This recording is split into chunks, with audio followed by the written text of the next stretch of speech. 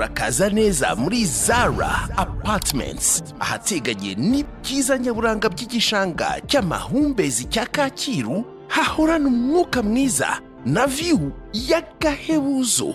Na aparitoma nziza cyane zigeze kuri 85% zubakwa mu minsi mike ziraba zirangiye zose. Abinkwakuzi bamaze kubukinga nayo waza ukiguriramo aparitoma yawe aho wakwishyura ukabubukinze mbere batarazimara.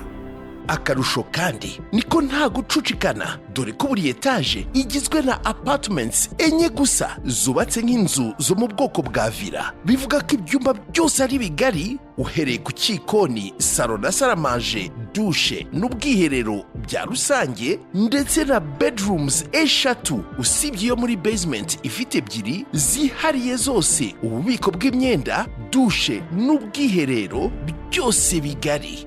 Zara Apartments inagufitiye akarusho ka pisine y'indani yishyuhiriza amazi yayo, gym, sauna n'ibindi byinshi. Sanga ibindi bisobanuro kuri Instagram ya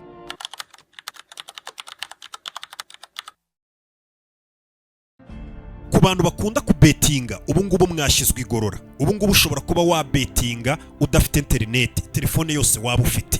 Icyo usabwa ni iki rero? Waba ufite telefone y'amatushe, waba ufite telefone yari yose, mu gihe udafite internet ushobora kuba wabetinga ku mikino ya football. Ababikoze ntabandi ni ya company bita Winner. Icyo usabwa ufata telefone yawe ugakanda akanyenyeri 899 urwego ukemeza ugakurikiza amabwiriza. Icyo gihe wabasha kubitsa amafaranga no kuyabikuza yo wariye mu kanya nk'ako guhumbya, atari ngombwa ngo kubetinga birasaba internet. Gana Winner cyangwa se ukanda akanyenyeri 899 urwego, ibindi byose birikora. Tubetinge mu rugero.